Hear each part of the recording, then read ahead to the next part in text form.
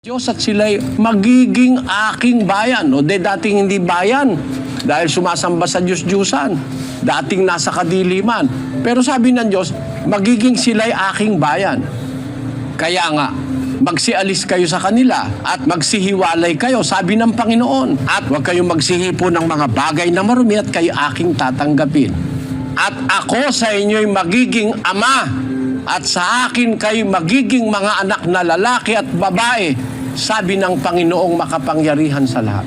Kung sa umpisa ng proseso ng pananampalataya, sinusuguan tayo ng spirit of adoption sa ating puso para kilalanin tayong mga adopted children of God. Pero as time goes by, kung sumunod tayo sa gusto at kondisyon ng Diyos na humiwalay tayo sa kadiliman, humiwalay tayo sa masama, humiwalay tayo sa mga Diyos-Diyusan, sabi ng Diyos, ako'y magiging inyong ama. Sa akin kayo magiging mga anak na lalaki at babae, sabi ng Panginoong makapangyarihan sa lahat. So yung pag-aampon, it ends up to being a true child of that person who adopted you. Walang dapat ikahiya ang nag-ampon, walang dapat ikahiya ang inampon. Saan mang area of life, karangalan mong may umampun sa'yo. Karangalan ko na inampun ako ng Panginoong Diyos kahit na ako'y makasalanan.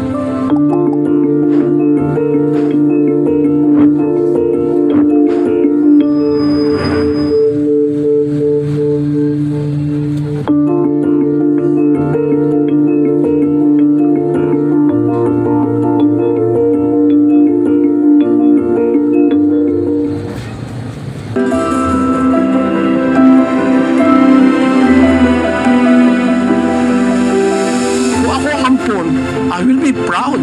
I will not feel humiliated.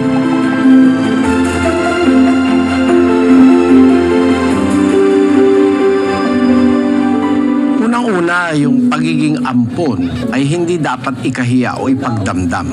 Sa nagpaampon, sa umampon, hindi tayo dapat mahiya o tratuhin nating maliit yung isang inampon. Unang-una, tayo naman lahat ampun din, biblically speaking.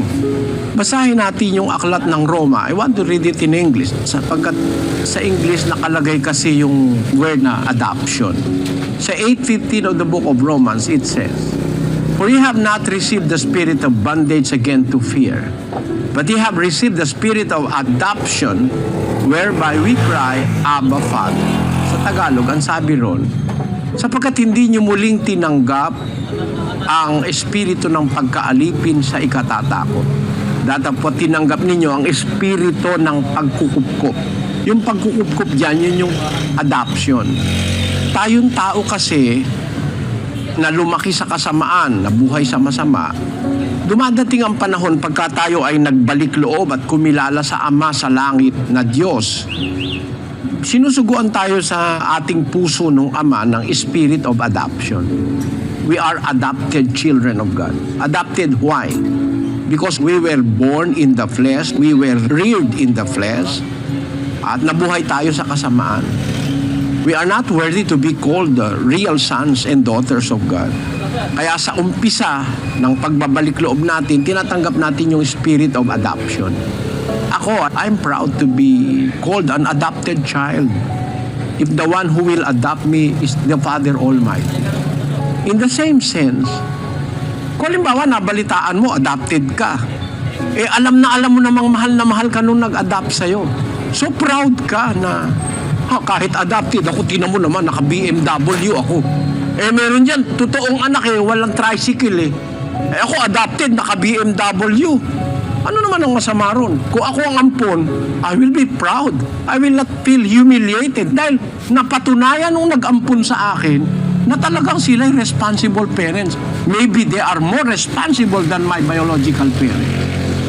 Ano po ang ibig kong sabihin dito, mga kababayan, mga kapatid? Nasa pagpapalaki yun, nasa pagmamahal.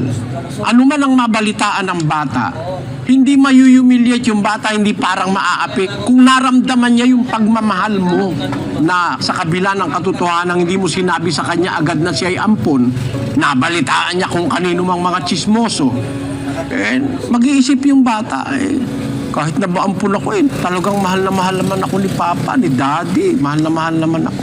Ano naman ang diferensya nun? Base pa rin sa pag-ibig.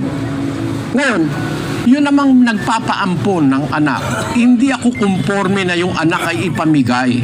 Kung magagawan mo ng paraang palakihin. Pero kung talagang by circumstances, kagaya ng isang babaeng 8 raw ang anak niya, iba-iba tatay. May talagang mahirap magpalaki ng walang tatay. Mag-isa ka lang, 8 palalakihin mo. Siguro, yung kanyang huling anak, pinapaampun niya dahil hindi niya na talaga kaya. Hindi naman masasabing